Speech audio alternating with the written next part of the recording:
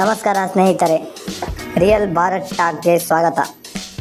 ಕೊನೆ ಬಾರಿ big boss host ಆಗಿ ಇದು ನನ್ನ ಕೊನೆಯ ಸೀಸನ್ ಎಂದು ಹೇಳಿದ್ದ ಕಿಚ್ಚ ಸುದೀಪ್ ಈಗ ಮತ್ತೆ ಬಿಗ್ ಬಾಸ್ ಕನ್ನಡ ಸೀಸನ್ 13ಕ್ಕೆ ಹೋಸ್ಟ್ ಆಗಿ ಮಾಡಿದ್ದಾರೆ. ಆದರೆ ಪ್ರಶ್ನೆ ಒಂದೇ, ಏಕೆ ಈ ನಿರ್ಧಾರ ಬದಲಾಯಿತು? ಇದು ಕೇವಲ ಹಣದ ವಿಷಯವೇ, ಅಭಿಮಾನಿಗಳ ಒತ್ತಾಯವೇ, ಅಥವಾ ಕಲರ್ಸ್ ಕನ್ನಡ ಮತ್ತು ಸುದೀಪ್ ನಡುವೆ ನಡೆದ ಮಾತುಕತೆಯ ಫಲವೇ? ಇವತ್ತಿನ ವಿಡಿಯೋದಲ್ಲಿ ಎಲ್ಲ ಪ್ರಶ್ನೆಗಳಿಗೆ ಉತ್ತರ ಹುಡುಕೋಣ. ಕೆಲವು ಸಮಯದ ಹಿಂದೆ ಕಿಚ್ಚ ಸುದೀಪ್ ಬಿಗ್ ಬಾಸ್ ಹೋಸ್ಟಿಂಗ್ನಿಂದ ಹಿಂದೆ ಸರಿಯುವುದಾಗಿ ಘೋಷಿಸಿದ್ದರು. ಈ ಸುದ್ದಿ ಅಭಿಮಾನಿಗಳಿಗೆ ದೊಡ್ಡ ಆಘಾತವಾಗಿತ್ತು. ಸುದೀಪ್ ನಂತರ ಮಾತನಾಡಿದಾಗ ಅವರಿಗೆ ಸ್ಥಳೀಯ ತಂಡದ ಜೊತೆ ಸಮಸ್ಯೆ ಇರಲಿಲ್ಲ ಎಂದು, ಆದರೆ ಕಾರ್ಯಕ್ರಮದ ಯೋಜನೆ ಮತ್ತು ನಿರ್ವಹಣೆಯ ಕೆಲವು ವಿಷಯಗಳ ಬಗ್ಗೆ ಅಸಮಾಧಾನವಿತ್ತು ಎಂದು ತಿಳಿಸಿದ್ದರು. ಹಾಗಾದರೆ ಮತ್ತೆ ವಾಪಸ್ ಬಂದದ್ದು ಹೇಗೆ? ನಂತರ ಕಾರ್ಯಕ್ರಮದ ಆಯೋಜಕರು ಮತ್ತು ಸುದೀಪ್ ನಡುವೆ ಹಲವು ಸುತ್ತಿನ ಮಾತುಕತೆ ನಡೆಯಿತು. ಸುದೀಪ್ ಅವರು ಅಭಿಮಾನಿಗಳ ಪ್ರೀತಿ ಮತ್ತು ಕಾರ್ಯಕ್ರಮದ ಮೇಲಿನ ಜವಾಬ್ದಾರಿಯನ್ನು ಗಮನದಲ್ಲಿಟ್ಟುಕೊಂಡು ಮತ್ತೆ ಹೋಸ್ಟ್ ಆಗಲು ಒಪ್ಪಿಕೊಂಡರು. ಕೆಲವು ವರದಿಗಳ ಪ್ರಕಾರ ಅವರು ಮುಂದಿನ ಹಲವು ಸೀಸನ್ಗಳಿಗೆ ಹೋಸ್ಟ್ ಆಗಲು ಸಹ ಒಪ್ಪಿಕೊಂಡಿದ್ದಾರೆ. ಸುದೀಪ್ ಇಲ್ಲದ ಬಿಗ್ ಬಾಸ್ ಅನ್ನು ಅನೇಕ ಅಭಿಮಾನಿಗಳು ಊಹಿಸಲು ಸಾಧ್ಯವಿಲ್ಲ.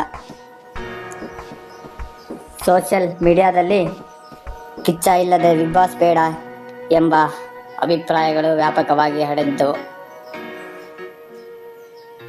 ಅಭಿಮಾನಿಗಳ ಈ ಬೆಂಬಲವು ಅವರು ಮರಳುವ ನಿರ್ಧಾರಕ್ಕೆ ಪ್ರಮುಖ ಕಾರಣಗಳಲ್ಲಿ ಒಂದಾಗಿದೆ ಎಂದು ಹಲವರು ಅಭಿಪ್ರಾಯಪಡುತ್ತಾರೆ. ಇತ್ತೀಚೆಗೆ ಬಿಡುಗಡೆಯಾದ ಬಿಗ್ ಬಾಸ್ ಕನ್ನಡ ಸೀಸನ್ 13ರ ಮೊದಲ ಪ್ರೊಮೋದಲ್ಲಿ ಕಿಚ್ಚ ಸುದೀಪ್ ಅವರೇ ಮತ್ತೆ ಹೋಸ್ಟ್ ಆಗಿ ಕಾಣಿಸಿಕೊಂಡಿದ್ದಾರೆ.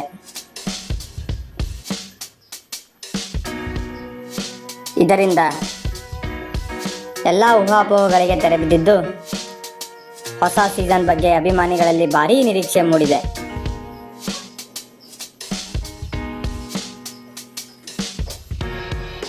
ಒಟ್ಟಿನಲ್ಲಿ ನೋಡಿದರೆ ಕಿಚ್ಚ ಸುದೀಪ್ ಮತ್ತೆ ಬಿಗ್ ಬಾಸ್ಗೆ ಬರಲು ಒಂದೇ ಒಂದು ಕಾರಣವಿಲ್ಲ. ಅಭಿಮಾನಿಗಳ ಪ್ರೀತಿ,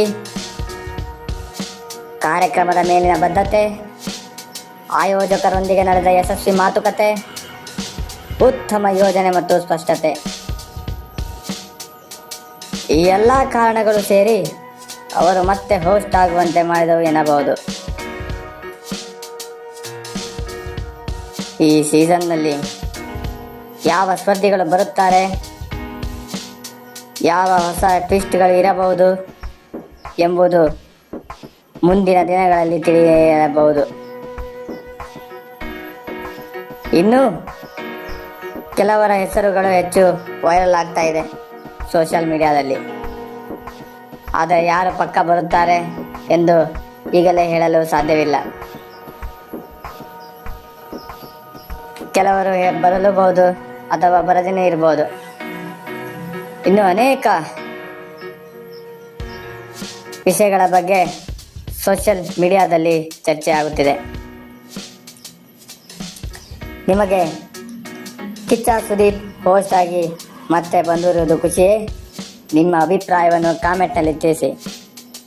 ವಿಡಿಯೋ ಇಷ್ಟವಾದರೆ ಲೈಕ್ ಮಾಡಿ, ನಿಮ್ಮ ಸ್ನೇಹಿತರ ಜೊತೆ ಹಂಚಿಕೊಳ್ಳಿ ಮತ್ತು ರಿಯಲ್ ಭಾರತ್ ಟಾಕ್ ಚಾನಲ್ಗೆ ಸಬ್ಸ್ಕ್ರೈಬ್ ಮಾಡಿ. ಧನ್ಯವಾದಗಳು.